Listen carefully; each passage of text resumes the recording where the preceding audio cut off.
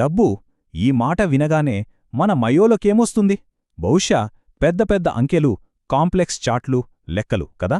కాని అసలు సంపద రహస్యం మన స్ప్రెడ్షీట్లలో కాదు, మన ఆలోచన విధానంలోనే ఉందంటే నమ్ముతారా?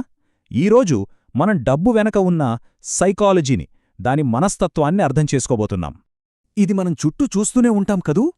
కొందరు ఎంతో ఎత్తుకు ఎదుగుతారు, కాని అంతే వేగంగా కింద పడిపోతారు. మరికొందరు మాత్రం చాలా సైలెంట్గా, నెమ్మదిగా ఒక అద్భుతమైన సంపదను సృష్టిస్తారు. ఇంతకీ ఈ తేడాకు కారణమేంటి? అదే తెలివితేటలు కాదు, ప్రవర్తన. చూడండి, మనం ఏమనుకుంటాం? ఎక్కువ జీతం, మార్కెట్ని అంచనా వేయడం, కరెక్ట్ టైంలో ఇన్వెస్ట్ చేయడం, ఇవే సంపదకు దారి అనుకుంటాం.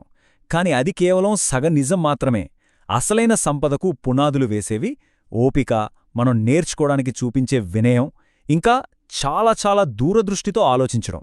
ఈ మొత్తం విశ్లేషణకు పునాది రచయిత మోర్గన్ హౌజెల్ చెప్పిన ఈ ఒక్క శక్తివంతమైన మాట: డబ్బుతో మనమెంత సక్సెస్ అవుతామన్నది మన తెలివిమీద కాదు, మన ప్రవర్తన మీదే ఆధారపడి ఉంటుంది. నిజం చెప్పాలంటే ఈ ఒక్క వాక్యం మన ఆర్థిక జీవితాన్ని మార్చే శక్తిని కలిగి ఉంది.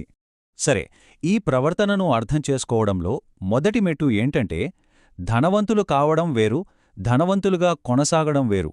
ఈ రెండింటి మధ్య ఉన్న తేడాను గుర్తించడం. ఈ రెండూ ఒకటే అనుకోవడమే మనం చేసే అతిపెద్ద పొరపాటుల్లో ఒకటి. ఎందుకంటే ధనవంతులు కావడానికి ఒక రాకెట్ లాంటి వేగం, రిస్క్ తీసుకునే ధైర్యం కావాలి. మంచిదే.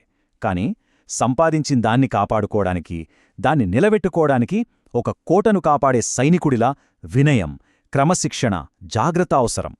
ఒకటి దాడి అయితే మరొకటి రక్షణ. ఈ రెండింటికి పూర్తిగా వేర్వేరు మైండ్సెట్స్ కావాలి.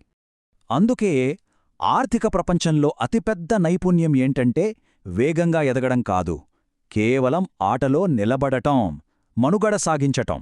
ఎందుకంటే ఎన్ని తుఫాన్లు వచ్చినా తట్టుకుని నిలబడిన చెట్టు మాత్రమే కాలక్రమేణా ఒక మహావృక్షమవుతుంది. ఆ మహావృక్షమే చక్రవడ్డీ. మనుగడ గురించి మాట్లాడాం కదా. మరి ఆ మనుగడ మనకు ఏమి ఇస్తుంది? అది మనకు సమయాన్ని ఇస్తుంది. మరి సమయమేం చేస్తుంది? సంపదను సృష్టించే ఒక అదృశ్య ఇంజిన్ను నడుపుతుంది. దానిపేరే చక్రవడ్డీ. అదే కాంపౌండింగ్. దీనికి ప్రపంచంలో వారెన్ బఫెట్ జీవితం కంటే గొప్ప ఉదాహరణ లేదు. చూడండి, 30 ఏళ్ల వయస్సులో అతని సంపద జస్ట్ $1 మిలియన్, 50 ఏళ్లకు 300 మిలియన్లు.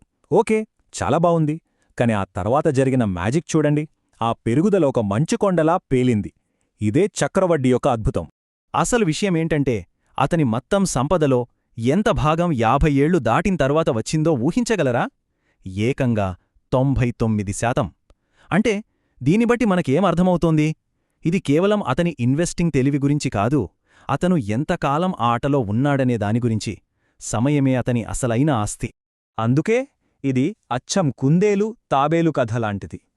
పెట్టుబడుల ప్రపంచంలో వేగంగా పరిగెత్తే కుందేలు కాదు, నెమ్మదిగా, నిలకడగా నడిచే తాబేలే చివరికి గెలుస్తుంది.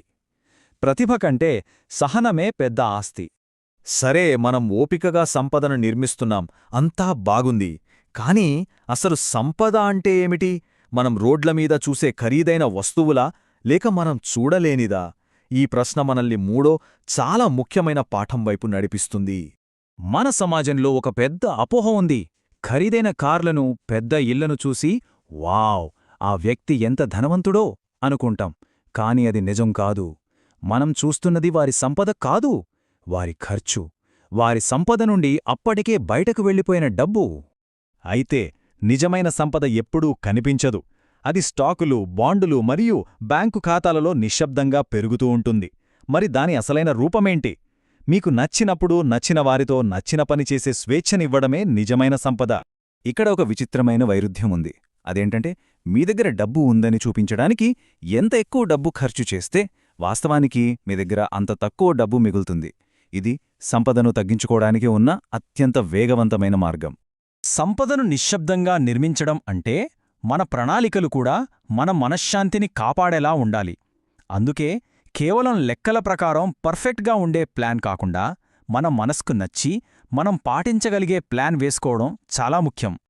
అంటే గణితపరంగా సరైన ప్రతి నిర్ణయం మనస్తత్వపరంగా సరైనది కాకపోవచ్చు. ప్రతి రూపాయిని లెక్కగట్టి అత్యధిక రాబడి కోసం తాపత్రయపడటం చాలా ఒత్తిడిని పెంచుతుంది. దానికంటే మనకు రాత్రిళ్ళు ప్రశాంతమైన నిద్రనిచ్చే నిర్ణయం తీసుకోవడమే ఉత్తమం. అదే సహేతుకమైన మార్గం. గుర్తుంచుకోవాల్సిన విషయం ఒకటే. డబ్బు యొక్క అసలు ప్రయోజనం మన జీవితంలో ఒత్తిడిని తగ్గించడం, పెంచడం కాదు. మన పెట్టుబడుల కంటే మన మనశ్శాంతి చాలా విలువైనది. జీవితంలో ప్రతిదీ మనం అనుకున్నట్టు జరగదు కదా. అందుకే మన ప్రణాళికలో తప్పులకు కూడా చోటివ్వాలి. దీన్నే మార్జిన్ ఆఫ్ సేఫ్టీ అంటారు. ఇది ఒక ఆర్థిక భద్రతా వలయం లాంటిదన్నమాట. అనుకోని ఖర్చులొచ్చినా, మార్కెట్లు పడిపోయినా ఈ భద్రతా వలయం మనల్ని కిందపడకుండా కాపాడుతుంది. ఇప్పటివరకు మనం నేర్చుకున్న పాఠాలన్నింటినీ కలిపి చూస్తే మనకొక చివరి అతి ముఖ్యమైన మనస్తత్వ మార్పు అవసరం. అదే ఈ జ్ఞానాన్ని ఆచరణలో పెట్టడం. కేవలం తెలుసుకుంటే సరిపోదు, ఆచరించాలి. సంపద మనస్తత్వాన్ని అలవర్చుకోవడానికి ఇదొక సింపుల్ మార్గం. మొదటిది మీ పొదుపు రేటును పెంచడం. రెండోది క్రమం తప్పకుండా పెట్టుబడి పెట్టడం. మూడోది జీతం పెరిగినంత మాత్రాన ఖర్చులు పెంచకపోవడం. మరియు నాలుగోది ఎప్పుడూ మీ దృష్టిని దీర్ఘకాలంపైనే ఉంచడం.